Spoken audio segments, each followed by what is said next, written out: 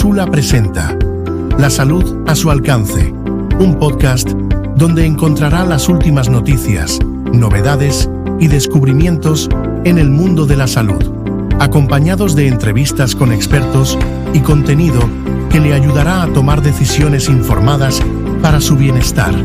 Prepárese para explorar con nosotros el fascinante universo de la salud. Comencemos.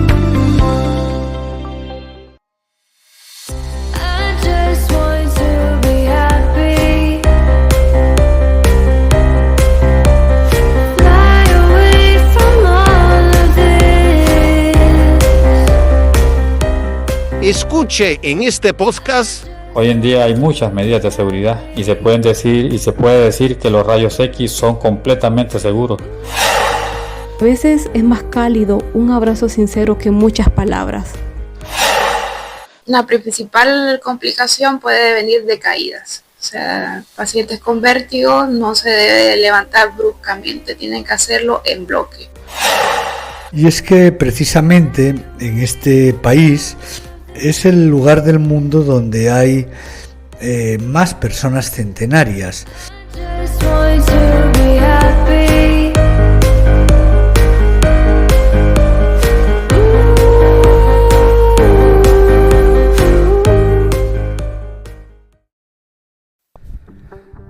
Bienvenidos y bienvenidas a un nuevo episodio de La salud a su alcance, el podcast producido y auspiciado por Neurosula y que pone al servicio de la población hondureña información valiosa sobre su salud. En esta ocasión, el episodio se centrará en una afección muy común como es el vértigo. Aunque parezca difícil de creer, el 80% de las personas sufrimos algún episodio de vértigo en nuestra vida. Un trastorno que puede resultar muy molesto y también peligroso. De todo ello hablaremos con la neuróloga doctora Paola Cubero, que se encuentra en San Pedro Sula. Además, contamos con las secciones habituales de noticias y mentiras contagiosas con Juvenal Caballero, y también en esta ocasión nos acompañará la psicóloga, la licenciada Michelle Núñez, para hablar del duelo. El duelo es eso que también es común en todas nuestras vidas cuando perdemos alguna persona querida. Soy Jano Ludeña y es un placer para mí acompañarles en este podcast número 11 correspondiente al mes de septiembre del año 2025. La salud a su alcance, el podcast. Para más contenido como este, síganos en nuestro canal de YouTube y en Spotify como Neurosula. Bien, tal como les habíamos dicho, contamos hoy con la presencia de la doctora Cubero. Buenos días, doctora. Buenos días, gracias por la invitación.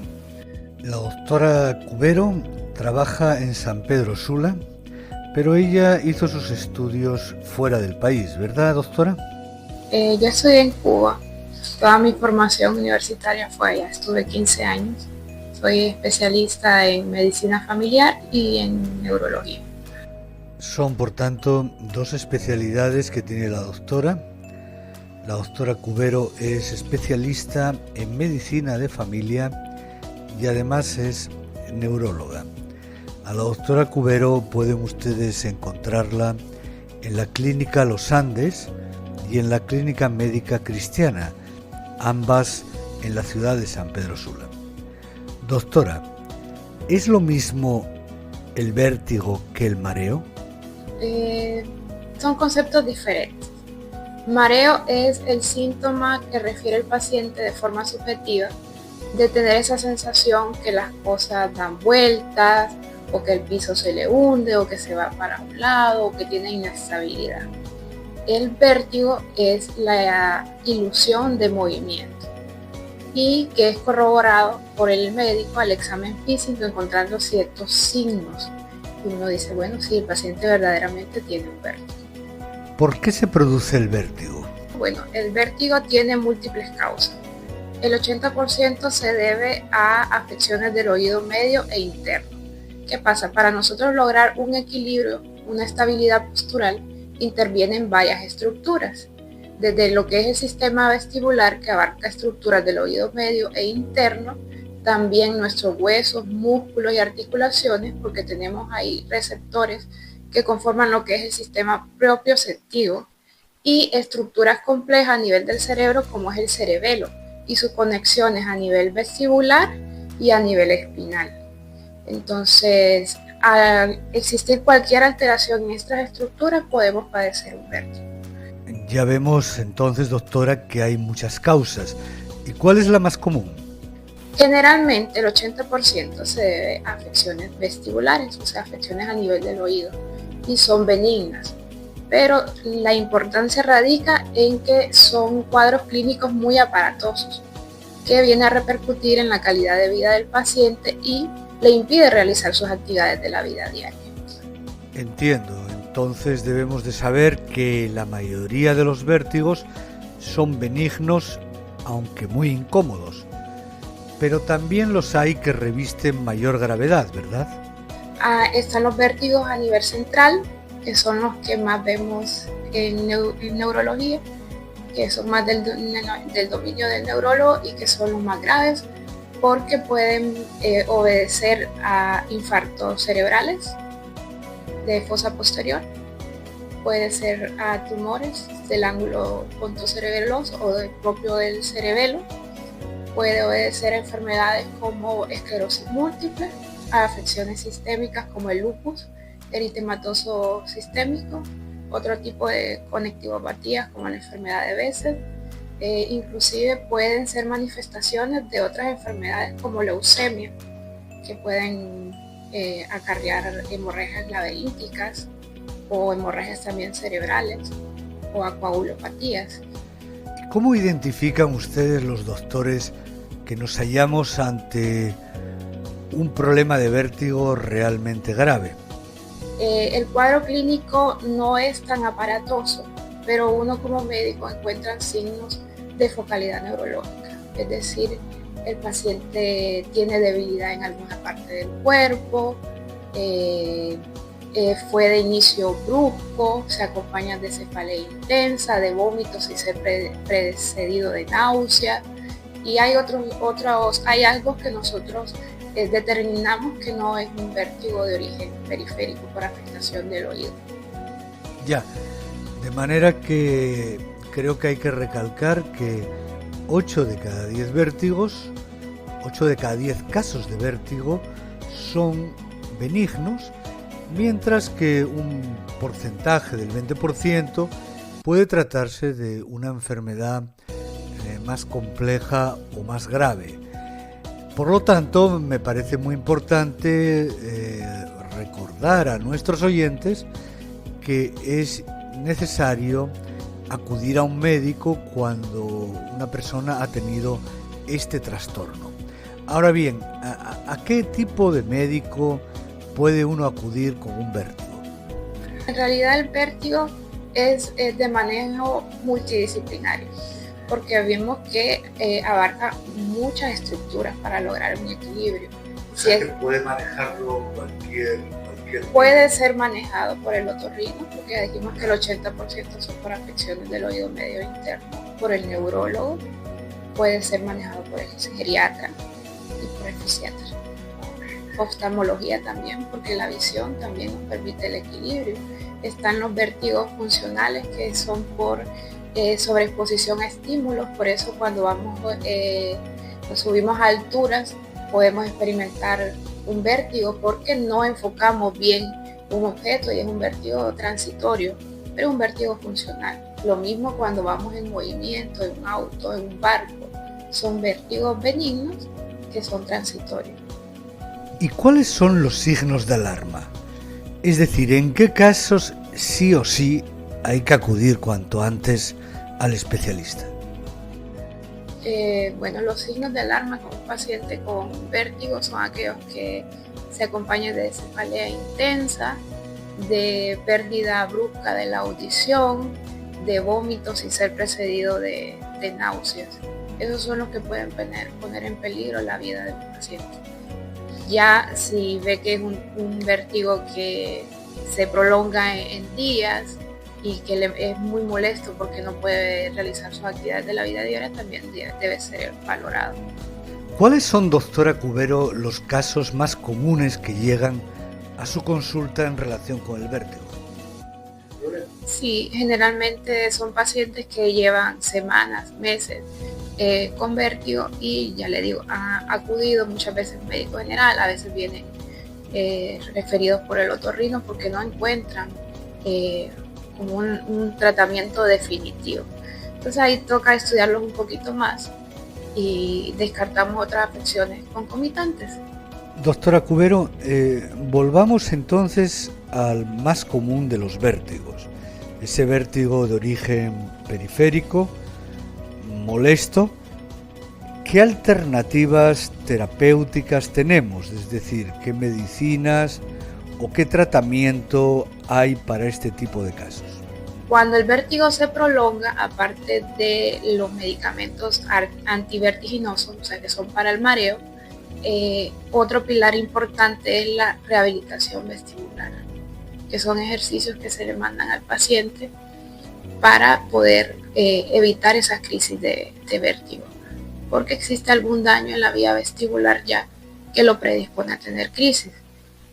Los puede realizar el paciente, pero de preferencia que lo haga con un personal especializado y por lo menos yo lo remito con el fisiatra para rehabilitación vestibular.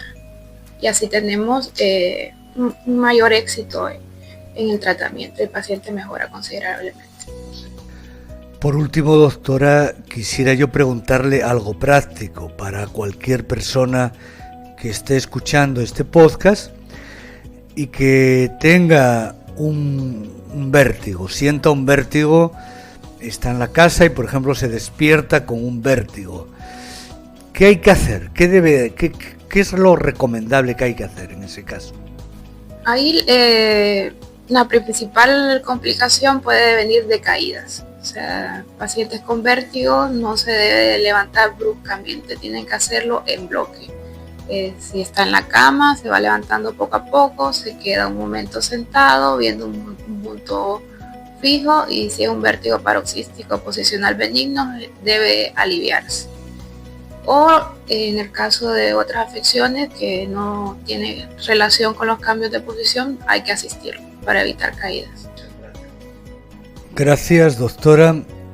Le recordamos a nuestros oyentes que a la doctora Paola Cubero ustedes pueden encontrarla en San Pedro Sula, tanto en la Clínica Los Andes como en la Clínica Cristiana.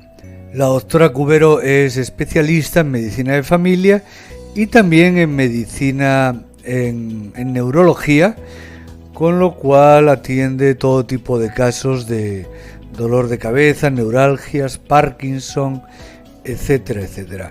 Muchas gracias, doctora, por su tiempo. Ha sido usted muy amable. Bueno, un placer. Gracias por permitir compartir este espacio con usted. La salud, a su alcance, te ofrece consejos prácticos basados en la neurociencia para mejorar tu vida diaria, desde mejorar tu concentración hasta manejar el estrés. La salud, a su alcance, una producción de Neurosula. Escúchanos en tu plataforma favorita. Vamos a continuación a nuestra sección de noticias. En ella repasaremos algunas de las noticias más importantes en el ámbito de la salud que se han producido durante el último mes. La primera noticia que les traemos es relativa al gusano barrenador. Se está generando una importante crisis en la región, en toda Centroamérica, pero también en México y en los Estados Unidos, en relación a esta enfermedad que repercute especialmente sobre los animales, pero también sobre algunas personas. Hasta el año 2022 esta infección parecía controlada y solo se reportaban algunos casos puntuales, pero en el año 2022 se registraron 50.000 casos en Panamá. De ellos 161 se contagiaron también humanos, y en lo que va de 2025 se ha informado de los siguientes casos en Centroamérica: 166 personas en Honduras, 117 en Nicaragua, 69 en Costa Rica, 41 en México, 3 en El Salvador y 1 en Belice. Una segunda noticia que les traemos tiene que ver con las personas que viven mucho, los llamados centenarios. El pasado 15 de septiembre se celebró en el Japón el Día de las Personas Mayores. Y es que precisamente en este país es el lugar del mundo donde hay más personas centenarias. 52.310 japoneses llegaron o han pasado de su cumpleaños número 100 según el Ministerio de Salud de este país. Este país tiene una dieta baja en la ingesta de carne roja y muy alta en la ingesta de pescado y de alimentos vegetales y de bebidas no azucaradas como el té verde, así que hay que tomar nota. Poca carne roja, mucho pescado, mucho vegetal y bebidas no azucaradas. Entre las mujeres es particularmente baja la tasa de obesidad, lo cual podría explicar por qué las japonesas tienen una esperanza de vida mucho mayor que los hombres japoneses.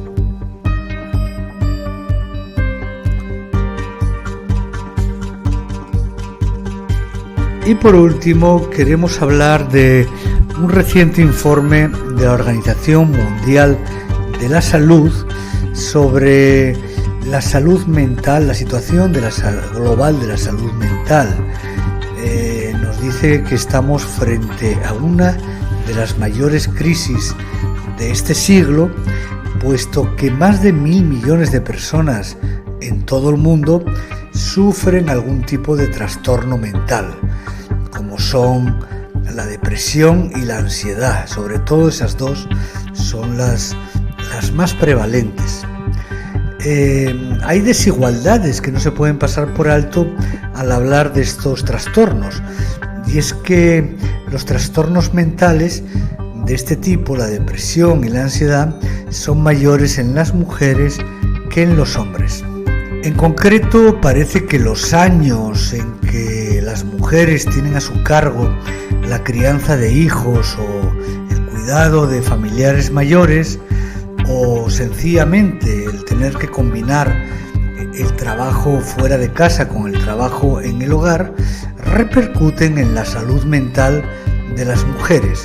Especialmente, volvemos a repetir, enfermedades como la depresión y la ansiedad, que son dolencias que en muchos casos no nos impiden llevar una vida aparentemente normal, pero muy disminuida los efectos que tanto depresión como ansiedad generan en el cuerpo humano.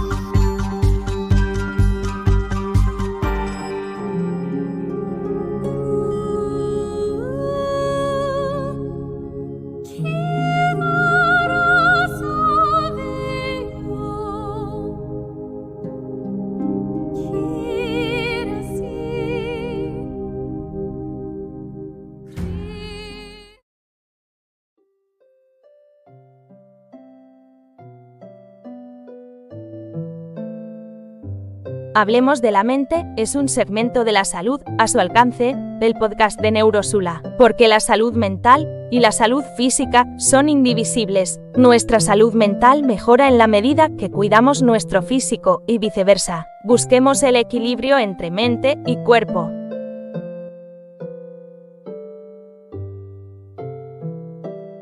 Una vez más está con nosotros en La Salud a su alcance la psicóloga Michelle Núñez. Hola Jano, muchas gracias por permitirme participar en otro de los capítulos referentes a la salud mental. Hemos querido el día de hoy hablar con nuestra psicóloga de cabecera, la licenciada Michelle Núñez, sobre el duelo El duelo es un proceso emocional que todos sufrimos alguna vez en la vida ante una pérdida. Pero explíquenos usted, Michelle, ¿qué es el duelo?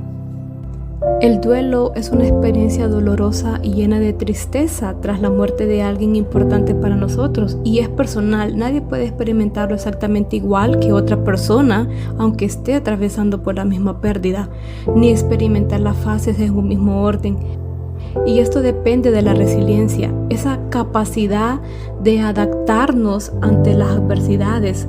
Ser resiliente no significa que no duela o que las personas no experimenten angustias. Tampoco es una característica extraordinaria, sino que incluye conductas, pensamientos y acciones que pueden ser aprendidas y desarrolladas por cualquier persona. Y uno de los factores más importantes para tu desarrollo es tener relaciones de apoyo que emanan amor, confianza y seguridad, y que proveen modelos a seguir y contribuyen a afirmar la resiliencia de la persona. ¿Qué hacer y qué no hacer para ayudar a una persona que está pasando el duelo? Definitivamente debemos evitar frases que expongan que sus esfuerzos por salir adelante son insuficientes, como las típicas "todo pasa por algo" o "échale gana". A veces es más cálido un abrazo sincero que muchas palabras. Me imagino que no todos los duelos son iguales. No es lo mismo perder a tu papá que a tu esposo o a un hermano. Cuanto más significativa haya sido esa persona en su vida y más sentimientos haya tenido por ella, independientemente de su relación, mayor será el impacto de su pérdida. Aún así, cada parentesco tiene su complejidad.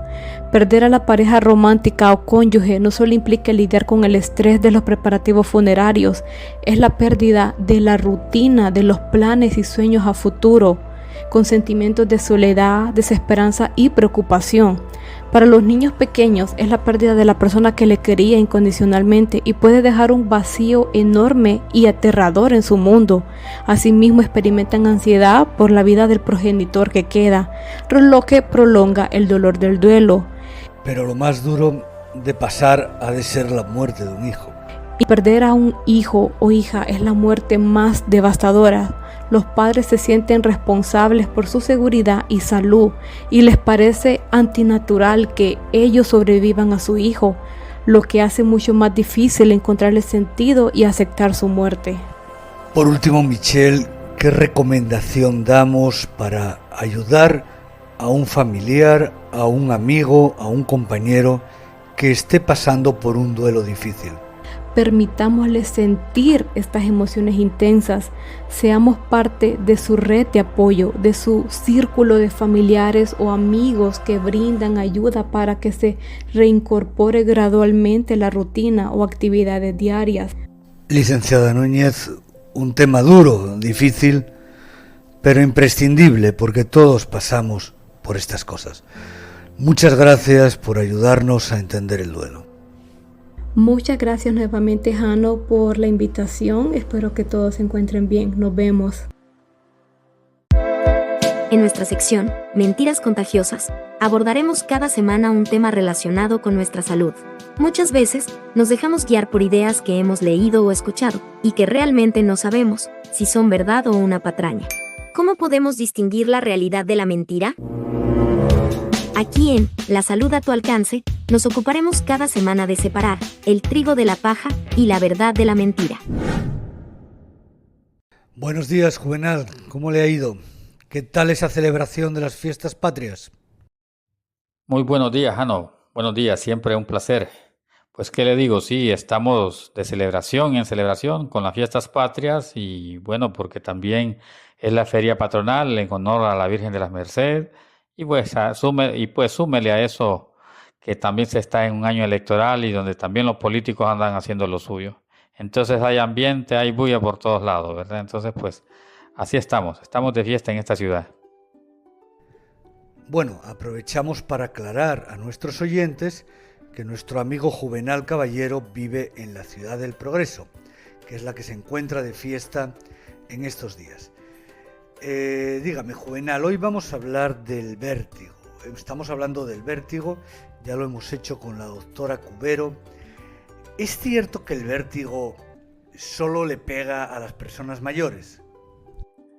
No, de ninguna manera. Lo que ocurre es que se conoce más casos en que las personas mayores con vértigo suelen tener peores consecuencias porque se caen y se hacen daño. Mientras que un niño se va al suelo, tiene menos riesgos o no pasa nada, pero si se va al suelo tu abuelo o una persona mayor, la cosa cambia. Pero puede darte vértigo a cualquier edad te puede dar vértigo. Vamos a ver, Juvenal, como usted es el hombre que nos ayuda a precisar y a separar lo que es cierto de lo que no lo es, aclárenos de una vez por todas, ¿el vértigo es una enfermedad o es otra cosa? Eso no, la verdad no es así. El vértigo es síntoma de otra afección o enfermedad. Algunas pueden ser graves y otras son benignas, pero es un síntoma, no una enfermedad en sí mismo. No sé si esto es cierto o no. Yo tuve una vez vértigo y lo que hice fue tumbarme en una cama. ¿Es lo que hay que hacer? Ahí sí está bien informado. Eso es cierto. Sí puede usted tumbarse o acostarse en una cama o en un lugar seguro o estar en un ambiente relajado. A ser posible, no con la televisión a todo volumen. No es el momento de ponerse a escuchar merengue o reggaetón, ¿verdad? Por decir algo nada más. Y sobre todo, evite hacer movimiento brusco, cabeza, cuello y automedicarse. Esto siempre es bueno tenerlo en cuenta. No hay que automedicarse y es mejor visitar al médico. Juvenal, cambiando de tema, ya hace días que le tengo una pregunta guardada y estaba esperando a encontrarme con usted para hacérsela. Dígame, soy todo oído, lo escucho, sí. ¿Los rayos X son peligrosos? ¿Hay que tener o no hay que tener cuidado con los rayos X? Porque hay quien dice que son cancerígenos. Incluso yo he leído que una científica muy famosa, Marie Curie, murió por cáncer debido a los rayos X. Pues es verdad, pero eso ocurrió hace mucho tiempo. Madame Curie utilizó rayos X cuando era una técnica muy nueva todavía. Estuvo en la Primera Guerra Mundial en 1914, hace más de un siglo ya, y se expuso demasiado a los rayos X y lo hizo para servir a los demás, eso hay que decirlo.